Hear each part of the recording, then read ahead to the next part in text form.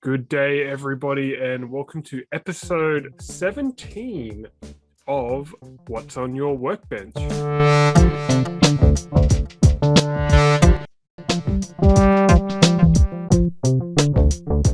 Greetings, everybody. My name's Andrew from craftybeetroot.com, and of course, with me today we have Chili from WOYWBE17, and we are going to discuss this week, different to normal, but what's on our workbench.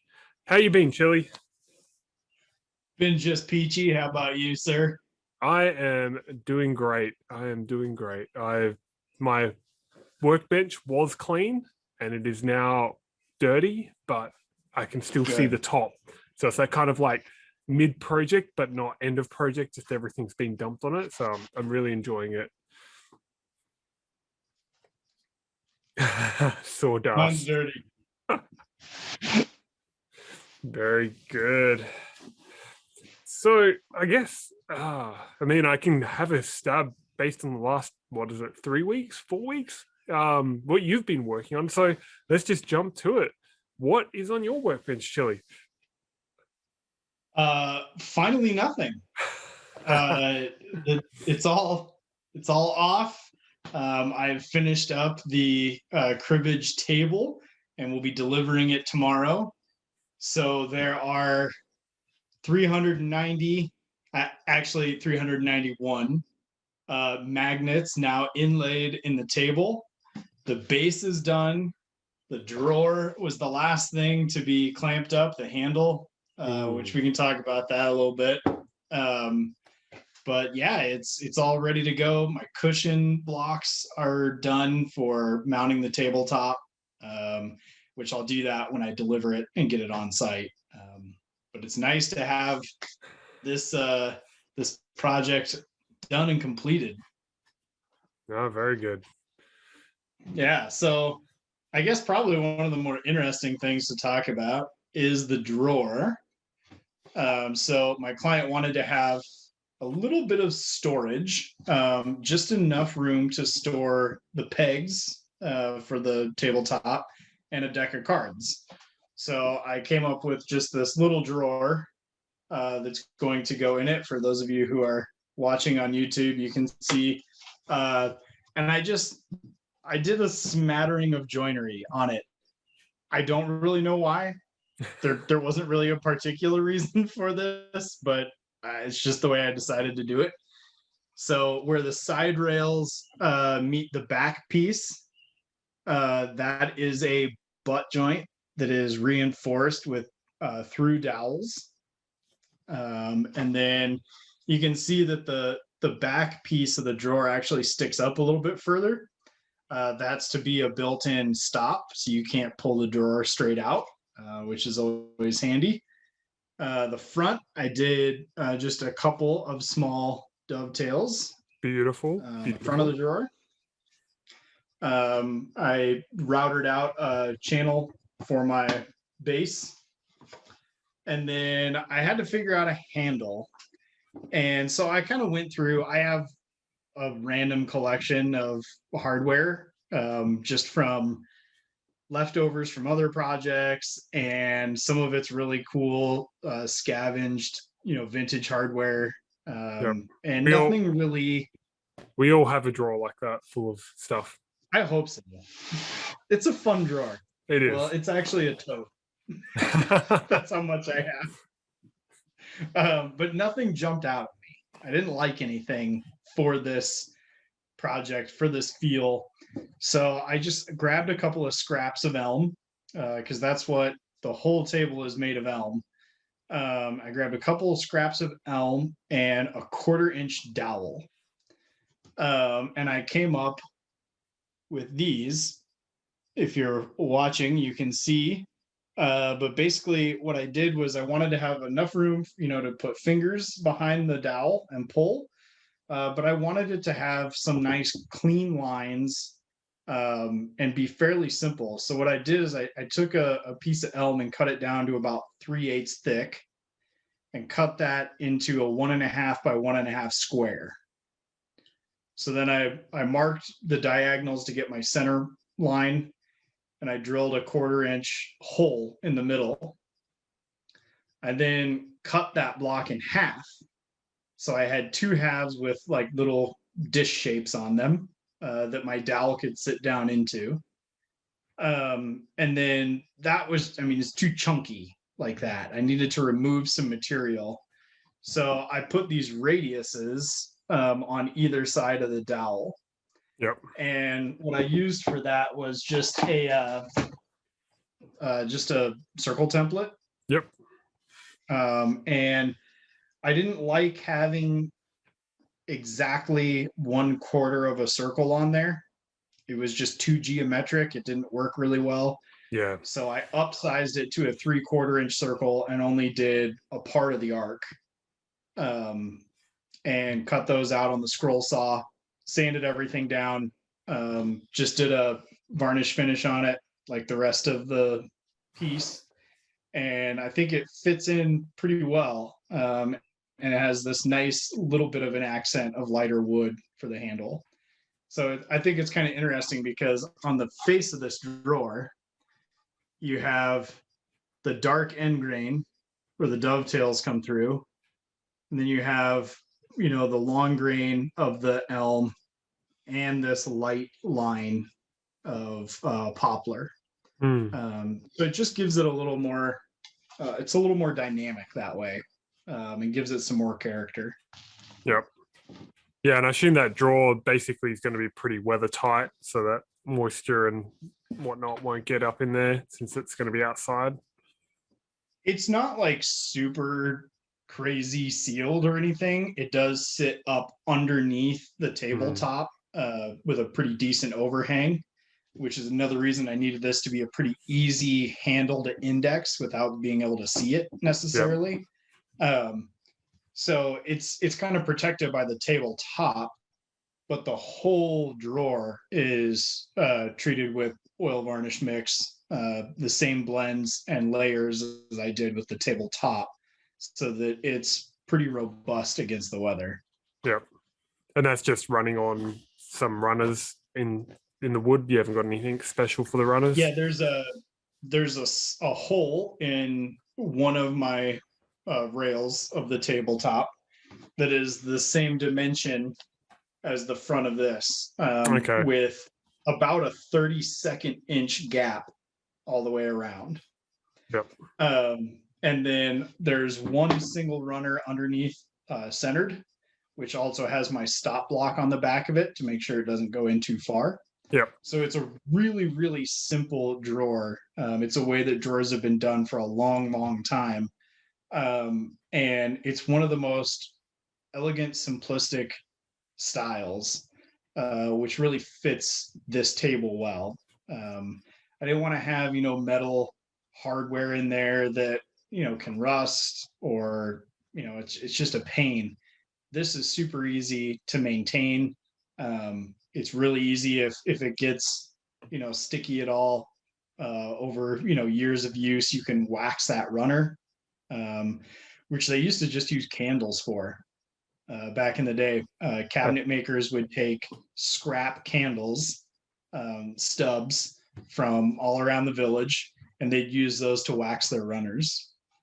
Yep, that's what I've done in the past as well. Yep. Just to wax them up and get them on. on. Pretty basic. And then I made my pegs too. Ooh.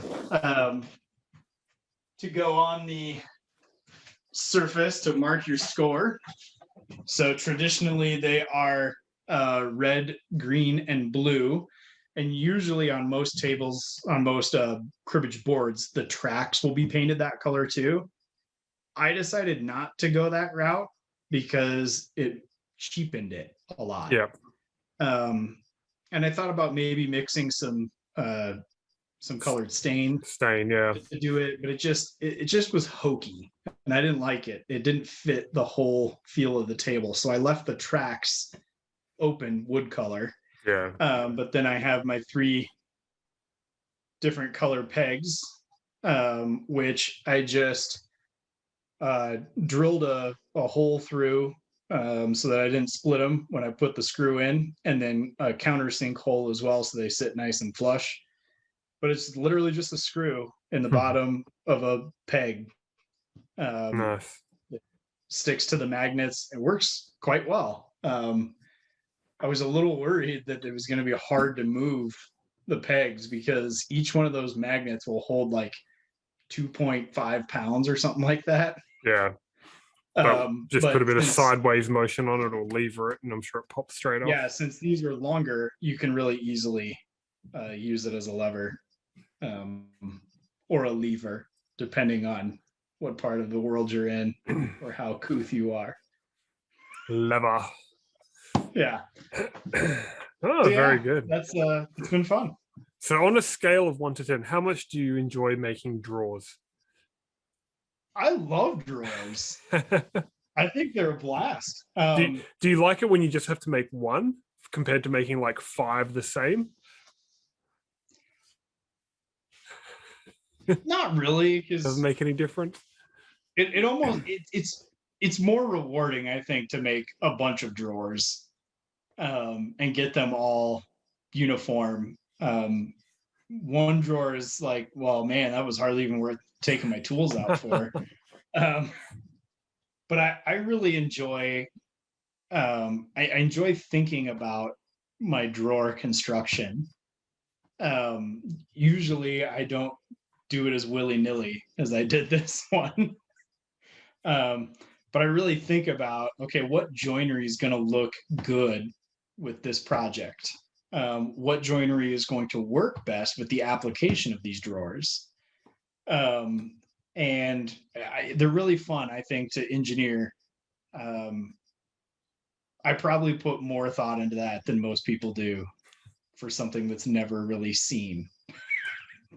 See, drawers for me, they're always this like roadblock. It's always like, oh, how am I going to deal with the drawer? Because it's such a, it has to fit. It kind of has to be square. It's a thing that has to be functional. If it's not functional, you know, it's like, what's the point of it? And the drawers I've dabbled in, it's definitely been an experience because I've done one dovetail drawer for my wife's gardening bench, and I was pretty happy with the dovetails overall. Like I was pretty happy with the drawer, except it wasn't square. So that kind of ruined the it ruined it a little bit, but I was able to kind of hide it, and that was kind of always meant to be a trial run anyway. But yeah, I kind of agree what you said. Like when you're doing a bunch of drawers, there is just satisfaction of just once you've got them all, kind of all the parts, putting them all together and stacking them. And when I was doing my boys' drawers, there wasn't any fancy joinery. It was all just kind of butt joints and routed edges and stuff like that.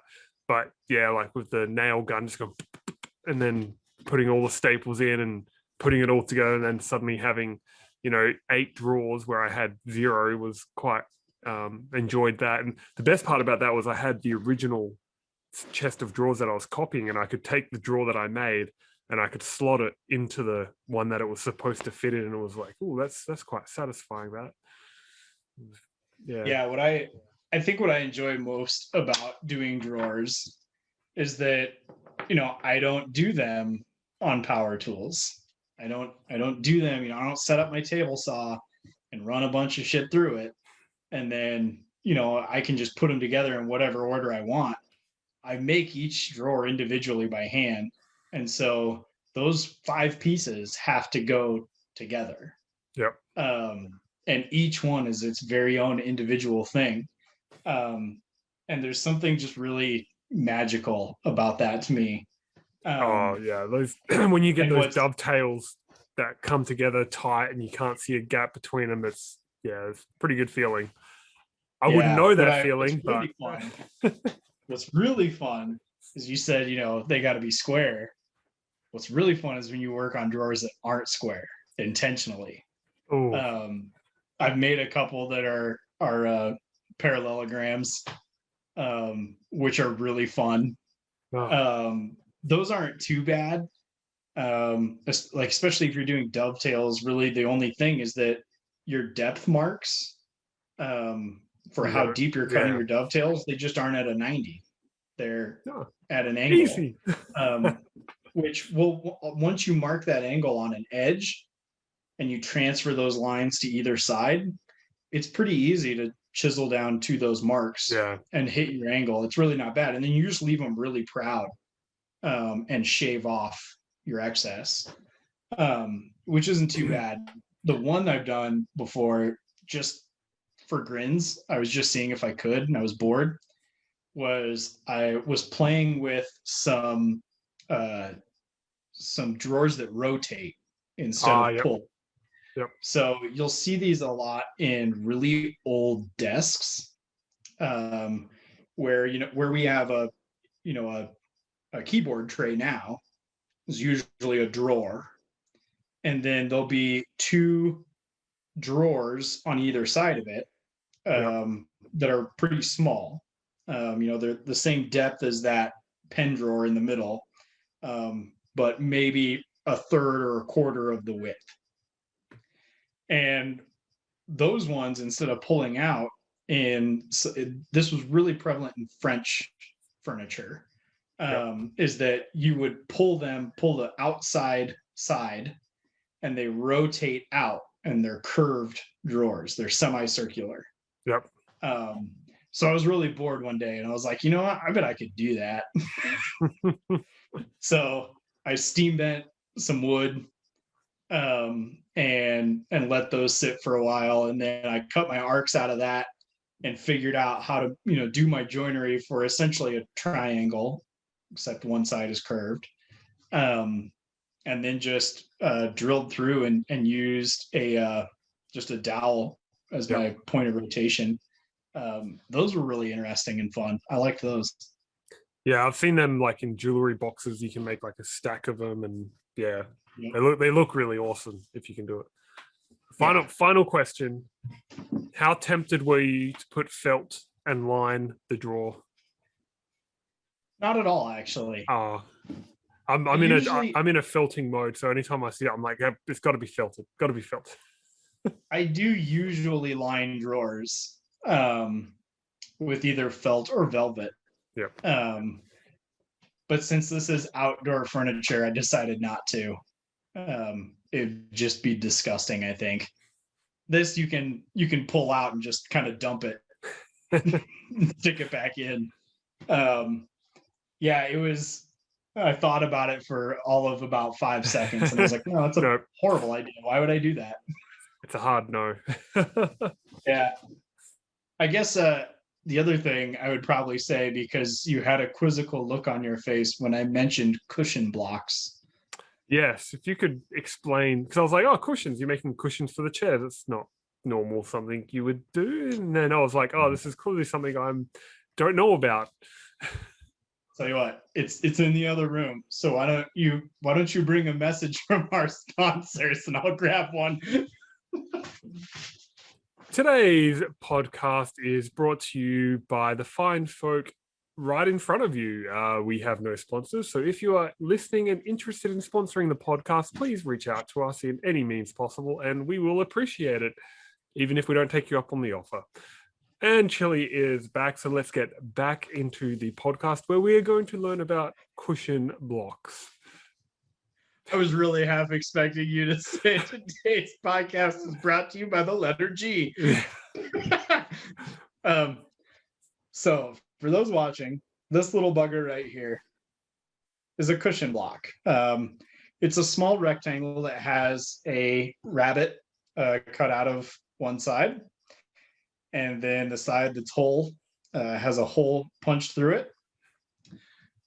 There's a ton of different ways to do these. You can actually buy cushion blocks that are made with a domino end. If you have a domino maker, you can punch a domino hole in, and then the hole or the domino on the cushion block is slightly smaller than that domino hole. What I do is I use my my biscuit joiner for cutting biscuits and doing joints along like long boards, and I plunge in a number 20 slot around the inside perimeter of the table base. Then this rabbited section slides right into that slot and can move around in that slot. and then the screw goes through this cushion block into the table base. The reason you do this is that, especially with an exterior table, it's going to be subjected to a lot of temperature and weather changes. And that tabletop's going to move. It's very incremental, tiny bits, that you would hardly be able to measure, but it does move. And those stresses are what cause a tabletop to crack and break. So by doing this, I'm securing the top to the base, but I'm leaving enough wiggle room in there that as the wood moves, these cushion blocks can slide in that groove and allow for expansion and contraction. So cushion blocks, great way to secure tabletops to table bases. Very good. Yes, you learn something every day, which is, I guess that's the whole reason why I wanted to do this podcast. Knowledge just streaming down towards me. Awesome. Yeah. So I think that's it from the Orwood Chap this week. Which leads me to a burning question, Andrew. What is on your, shoulders / workbench? So as that's been typical, I guess, for the last few weeks, I haven't been at the workbench per se. I've been at the sewing desk, and I've been working on a project now. This one's been floating around my head, I think, for almost 2.5 years now. As most of my projects do, they just kind of percolate in the background. And this one, we will talk a little bit about previous episodes when it comes to where I'm at. But of course, for those on YouTube, you can see I'm not wearing my normal hoodie. I'm wearing a hoodie and a jacket. And I will stand up because I'm quite proud of this. Look at that. Look at that. Okay, so for those that are just listening, I have made myself a jacket. And the purpose and the reasoning behind that is complicated because that's who I am and that's how I roll. So I am a motorcyclist, not really by choice at the moment. Well, not by my wife's choice anyway, but it's kind of the cheapest form of travel. And I do a lot of traveling just kind of to the local train station and then get on the train and go into the city when I'm going into work, which fortunately over the last year or so hasn't been a lot of that going on. And for that, I don't wear a proper, motorcycle jacket. I just kind of wear a leather jacket. Well, what I thought was a leather jacket. More on that in a second. Because, you want some protection, but when you're only riding a short distance, not going at highway speeds, I feel personally that I'm safe enough with just enough layers on, not having to wear like full motorcycle leathers. I do have a full motorcycle leather jacket. But anyway, so I had this leather jacket that I picked up for cheap, and that should have been my first clue that it was only vinyl and not leather.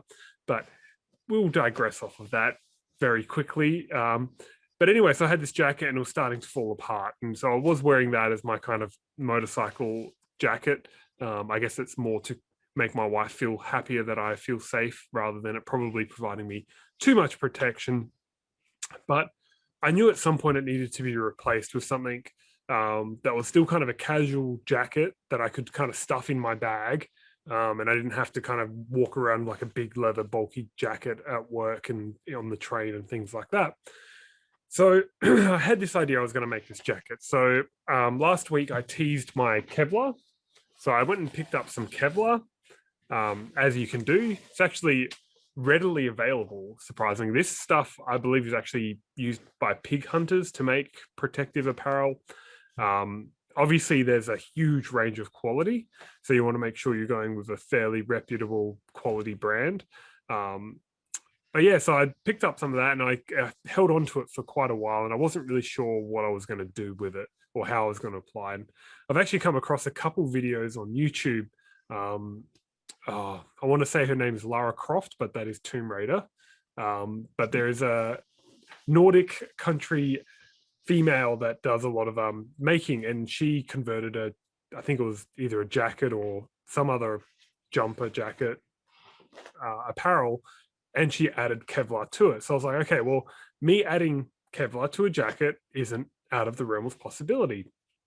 And about that time, I was hanging out with my brother, and he's a pilot, private pilot, got his private license, and he enjoys flying, and he also enjoys a bit of military history. So he became obsessed with World War II bomber jackets, you know, the nice leather, you know, the real cool looking jackets.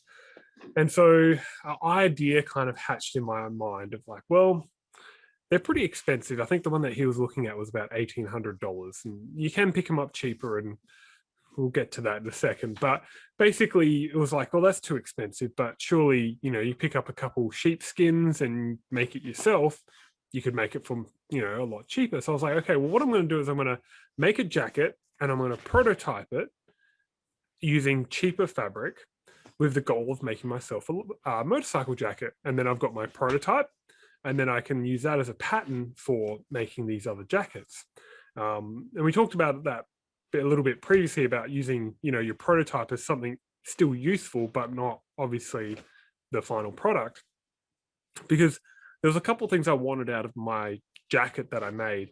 I wanted it to be lightweight, so I could wear it in summer, because 90% of the time here in Queensland it's summer, and you get ridiculously hot in any kind of jacket. I wanted it to be waterproof, because during summer it can rain. And like I said, I did have a heavy leather jacket if it was pouring with rain, or, you know, I was doing a lot of riding or I was going out on the highways. I could always wear that one. So I didn't need to be super protective, but I wanted it to be kind of on par with like a thin leather jacket. So I didn't want to put pads in it, but I did want the Kevlar. I do have like Kevlar jeans as well. So Kevlar is a proven product for motorcycle jackets. And nowadays, if you go into a motorcycle store, you can see, you know, a full range from full racing leathers through to basically a hoodie that's been lined with Kevlar. And so I kind of wanted to be on that side of things, but I wanted the waterproof element. So that basically led me to, okay, I had my requirements, I had my pattern, and I had my basically the final thing was, what was I going to do to make the waterproof leather? And so also the waterproof outer layer. And so for that, I decided to go with my old favorite, waxed cotton. I've been using that on projects for almost 4 years now. I love the stuff. It's so much fun to work with. I have now, after this project, cooled off on how much I love that product. It has been a bit of a bear to deal with, but we'll get into that in a second on the construction of this. So yeah, the final part of it was, okay, I've got my idea for a pattern, and then my other jacket started to fall apart. And it was getting to a point where I was like, okay, I just need to make it and get over and done with it. I was like, well, instead of messing around and making my own pattern, I decided to pull apart my previous jacket because I really liked the way it fit and the cut of it. So I was just like, that's going to be my pattern. So I had all the pieces now, and this has been, yeah, floating around my head for about the last year, and it got to the point where it was like, it just needs to be done. So I wax some cotton. That's what I've been doing out in the shed. So the way I wax it is I just get normal paraffin candle, melt it down. Once it's melted and liquid, pour it on the canvas, brush it on, and you want it to go like a nice dark color, so you can kind of see these dark patches here. You want it to be like that, and then you hit it with a heat gun until it basically doesn't look wet anymore, and you put it on like an absorbent surface, and basically that wicks away that wax, because you want the wax into the fiber, but you don't want excess wax. This was where I made a few errors on this current jacket. Is I actually had probably a bit too much wax, and I can show you in a second what I mean by that. So yeah, so I had my pattern, I started cutting it out. For the liner, I decided to go with a nice linen lining. Yeah, I like linen. Linen's really good. It's good for heat, for wicking away the sweat and stuff. You know, you guys have heard me talk about linen for quite a while. So yeah, I had my nice linen thing, and I was actually able to reuse all of my zips from the previous jacket. And so I was able to get to sewing. And so it was mainly last weekend, I spent quite a few hours cutting and sewing, and I found the limits of my sewing machine. Apparently, you know, 4 layers of waxed cotton going through a zipper with some Kevlar. The sewing machine didn't like that. So I had to, my new sewing machine which I kind of bought specifically to do more of this heavy stuff. That one couldn't handle it. So I went to the old standby, and that one helped out a little bit. But in the end, for these zippers, I'm going to have to re-hand sew it. You can kind of see in the video some threads, and it just didn't like it. So I've actually started hand sewing down one side, but that'll take me a while. But for now, I have my jacket. So, but just to put it in perspective of how actual stiff it is, I can actually show you where basically it'll hold its shape without me actually, I can actually have it sitting there almost like the Invisible Man. But yeah, so yeah, definitely a bit of an experience. Overall, I am happy with it. The wax cotton will loosen up over time, and obviously the Kevlar, being the kind of fiber that is, that will make it more stiff just inherently. And I am quite impressed with this Kevlar because I've sat there with a flame underneath it, and it just won't melt, it won't do anything. So friction, obviously I'm not too concerned. I think the jacket will work well. Obviously it's not ever going to replace a proper jacket which has been crash tested and things like that, but I'm riding with it, I'm aware of it, and I'm aware of those risks. So, but yeah, that's actually, I can show you right now. So that's the jacket. We'll do it this way. That's the jacket standing up by itself. And I mean, one of the reasons why I do love wax cotton is it has this really, it gets a real nice weathered patina to it very quickly. But if you want it to look kind of almost like a leather again, you just hit it with a heat gun and all of these markings go away. And because I know I've got the Kevlar inside, that's actually quite heat resistant, and the linen is fairly heat resistant, I can actually put quite a bit of heat on it. And the only real concern is the polyester thread holding it all together. That's the only thing I don't want to heat up too much.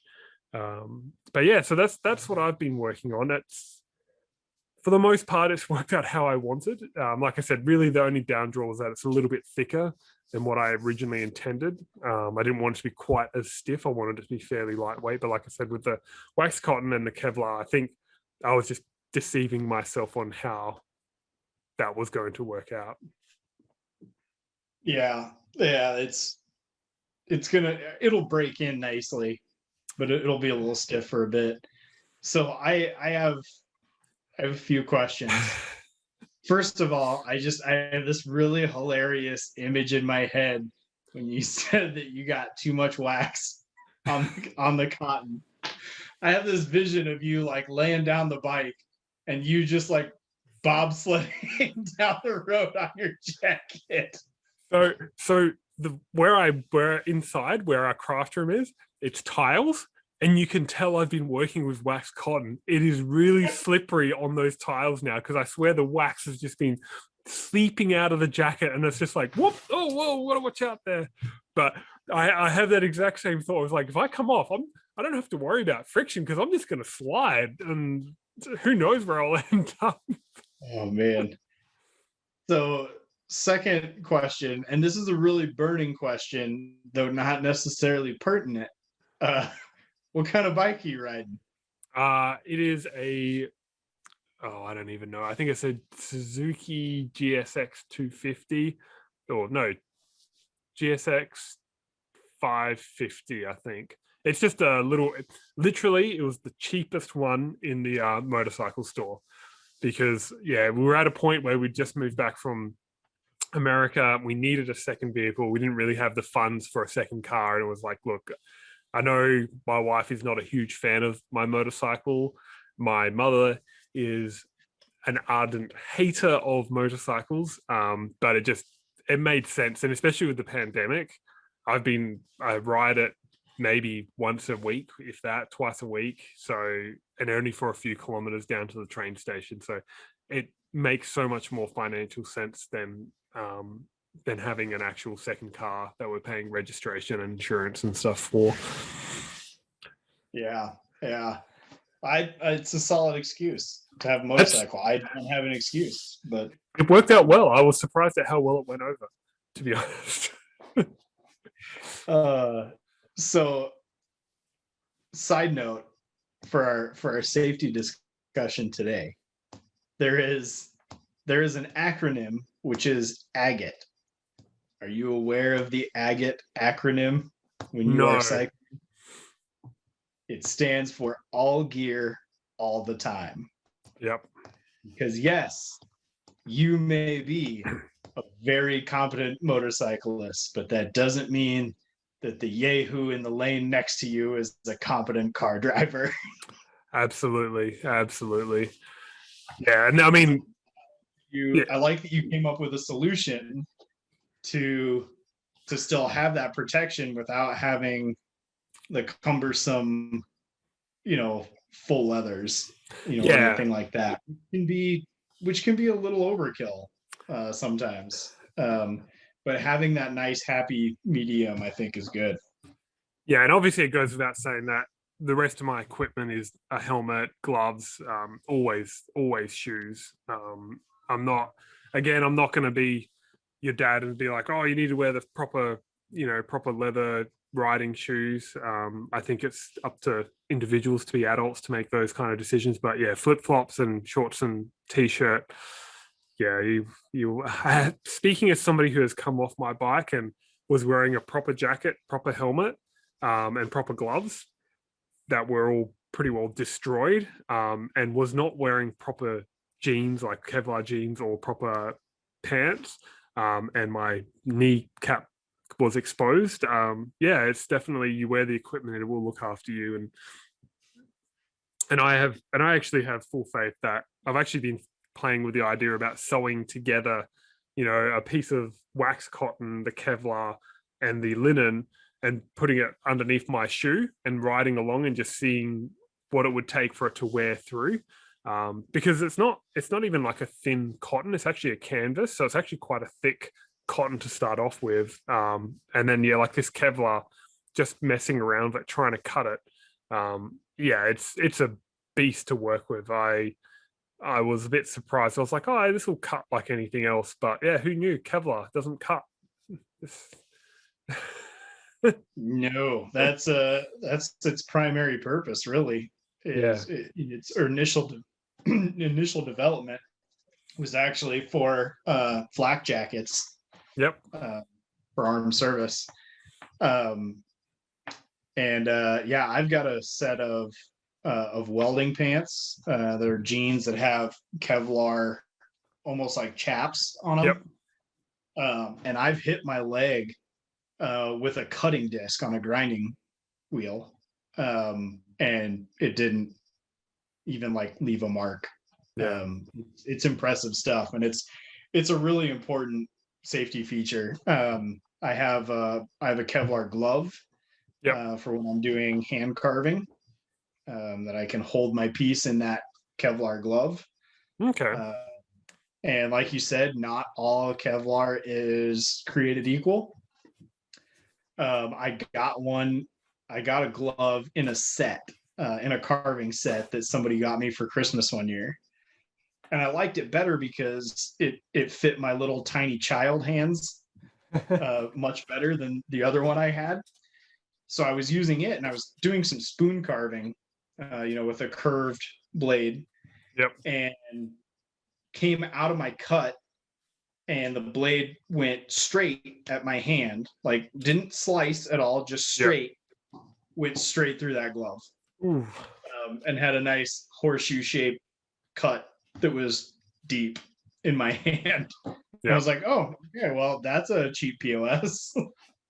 Yeah, it's definitely, I've got a whole bunch left over, and I'm actually contemplating making some oven mitts, because we buy these oven mitts and within like a year they've burnt through, or you leave them on the hot plate. And I'm like, well, if I make the outer layer this stuff, because I've got plenty of it, like hopefully that'll last a bit longer. But that's the only thing I've got a bunch left over. This is the extent of my leftover waxed cotton, and my linen is even less. So me walking into the fabric store going, oh yeah, about a meter and a half. Yeah, that should work. It was, yeah, I actually ended up having to piece some thick pieces together to like on the inner cuffs and stuff just to have enough fabric. So yeah, my eye for the amount I needed turned out quite good. And yeah, and then for the jacket, I've actually found some cheaper sources. And so now I look like I'm gonna probably actually buy the jacket for my brother for a birthday present rather than make it, because when it gets to a certain price, you're just like, well, when I'm making these things, they're never going to quite be as well made as the proper machine stuff. But the trade-off is that it's usually fits better, or there's better quality materials or something like that. But when you basically coming up to the price of the materials is the price to buy something, it's kind of like, well, maybe I'll buy one and just see what it's like and see if it's worth it. Because yeah, like with something like this, I mean, you couldn't buy anything like this for the price that I made it. Now the fit and finish on some of the stitching isn't as good as I would want, but maybe that's just me. In a year's time, I will not notice it. But yeah, that's the trade-off. Is I know what's in that, so to have proper linen lining, you're not really going to be able to buy a motorcycle that jacket that's got that. It'll always have some kind of polyester, and then waxed cotton isn't a really common used jacket. Like that's almost like a higher end jacket these days. You know, they are made of it, but yeah. But I'm hoping that that'll be a nice waterproof jacket without being too hot, because the wax cotton should breathe. The problem is the Kevlar, I have no idea what that's like to wear. I'm assuming it doesn't breathe very much being plastic, but it's woven, so who knows? We'll learn. We'll find out. It's woven really tight. Mm. And it is, so now we have Gore-Tex, which is better suited for some things than Kevlar is. Like I used to have back in the day, I had some hiking boots that had Kevlar. And yeah, they were really sturdy. They were great boots. Like they were not, I was not going to get injured, 20 miles into a trail, with these shoes. But they did not breathe. Oh yeah. At all. Like it was horrible. Like at the end of the day, my feet were just unbearable. And then when you have all that sweat in your shoe, you start to blister easier, stuff like that. So that now we have Gore-Tex, which has a lot of the same properties as Kevlar in terms of durability. It's not as cut proof. Yeah. Cut resistant, not cut proof. But it is breathable. It's breathable but waterproof, I should say. Yeah, it's kind of like a one-way barrier membrane. Yeah, it'll let air vapor through, but it won't let moisture in, which is pretty awesome. Yeah. Yeah, and I'm a sucker for wax cotton because mainly it's just the look. You get that really almost leather look without having to use leather. And obviously leather doesn't breathe like even a wax cotton will breathe to a certain extent. But yeah. So yeah, it's not a product you see used much at all anymore. No. Which is unfortunate in my opinion, because I think it's superior in a lot of ways to our, more modern man-made fabrics that we use for a lot of stuff. The trade-off is that it is heavier. I think that's why it's gone by the wayside a lot. But my first tent that I ever had when I was a kid was one that my grandfather had, which was a military surplus U.S. Army Palisade tent. Yeah. So it looked like a tent you would see, 400 years ago or whatever in the middle of the desert. That Palisade style. But it was waxed canvas. That must have been heavy. Well, it came in 2 bags. There was the canvas, and then there was the tent poles. Each bag weighed 50 pounds. But nice. I'll tell you what, that was the most awesome, durable tent I mean, it was in our family for 40 plus years at least. No, more than that even. Yeah. Probably 50 plus years. And it was the best when we went to like either Lake McConaughey or Lake Henry, where you're camping on sand. Man, it was absolutely great for that. Super durable. We beat the daylights out of that thing, and it was so much easier to mend Oh when yeah. something happened than a nylon tent. Yeah. Kind Well, of miss yeah. that. Yeah. And it's always with those natural products like fire is like your friend kind of almost when you're in the synthetic world, any kind of flame or heat is just detrimental. It just destroys it. And I mean, the other big drawback of Waxcon is you do need to reapply the waterproofing agency, otherwise it will eventually not be waterproof. But yeah, it's definitely one of the favorites. I mean, the biggest issue I had with it sewing was when the needle goes in and the bobbin at the bottom is supposed to hook. What I think was happening is it was picking up the wax, and basically it was making it so slippery that bottom bobbin couldn't catch it. So it might be just a product of having too much wax on that kind of thing. And the other sewing machine when I was doing that was kind of having the opposite issue, is that it would almost like catch too much at the bottom and then it would have like a whole big mess underneath. So, but Wondering if you had used a different thread material, do you think that would have made a difference? yeah, I'm not sure. I think it was the needle, Like because thread. I did end up snapping a needle and I replaced the needle, and ever since I replaced the needle, it just wasn't working quite the same. So I don't know if that needle that was in the machine, because that was the one that I bought it with it, and I was given a bunch of replacement needles, but I don't know. It's kind of one of those things. I was so close to finishing, I just wanted to finish it and move on, and then I'll go back and figure it out another day. But yeah, so that is. Yes. Oh, it's Sewing fallen over machine now. setup. It's a good sign. It means it's softening up. Yeah. Sewing machine setup is nuts. Like that's Yeah, no joke.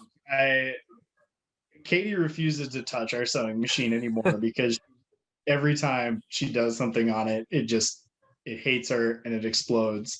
And then I have to end up, spending 20 minutes getting everything sorted out.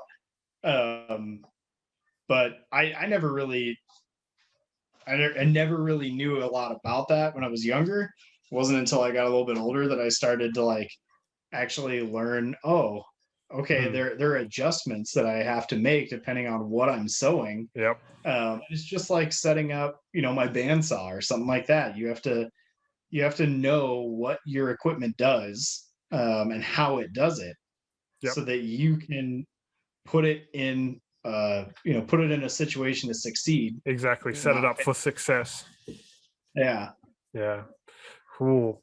All right. Well, now that your project is finished, can you give us a primer about what's going to be maybe on your workbench next week?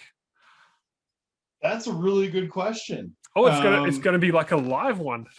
They'll That's actually. Well, I'm not sure, because this project was the last project to come out of the Orwood shop. The Orwood shop as it exists now will be no more, which I will still keep crafting and and making for sure. I am going back to work, but I'm going to be working on a pretty big project on the side, which will be the car. Yep. I'm going to start building the car, which, for those of you who watched our episode 0, you know that my holy grail project is a wood-bodied car. And I decided that if I don't do it now, I'm never going to do it. So because you're so old, Chili. Why wait any longer? I agree with that sentiment. There's no point waiting. Yeah, but Except in the meantime, yeah, I have a laundry list of stuff that I've put off around the house.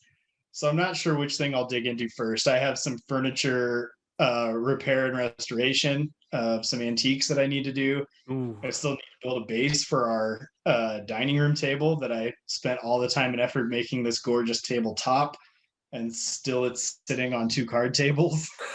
Oh, that's awesome. No, it'll be Yeah. it'll be very organic, I think, the next week. I can't wait to hear that. Those are, I mean, to be honest though, I love those projects. The ones around the house where you're fixing something up because they're just quick, they're fun, they're satisfying. And to be honest, you save some money by making something from scratch, but where you really save your money is fixing up things that you already have. You know what I mean? Like if you've got something and you can get an extra bit of life out of it, that's how you save huge amounts of money. Oh, totally.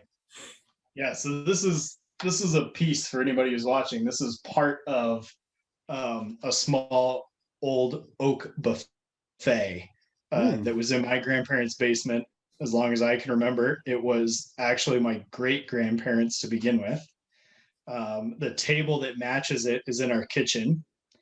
And so I'm going to be stripping this down to bare wood and refinishing it with oil and wax like I did the tabletop in the dining room, so that it will go with our dining room table quite nicely. So this very is just good. the upper mirror part of it. Nice. I already actually started some of it on the back. It was spray painted black on the back, which made me want to cry. So I stripped that and used a solution in old school way to what's called ebonize wood. So we'll probably talk about that a little bit. But yeah. Cool, I can't wait. Awesome. Well, if people are jonesing for more of you, Andrew, until next week, where can they find you? They can find me at craftybeetroot.com. I'm also on the YouTubes. I keep promising I'm going to put up some more videos, and I feel like I'm getting closer to being able to do that, but that's probably just a bald-faced lie as I work on other stuff. How about yourself, Chili? Where can people find more about you? You can still find me at orwoodsolutions.com, at least for the foreseeable future, as well as on YouTube, Instagram, and Facebook. Just search for Orwood Solutions.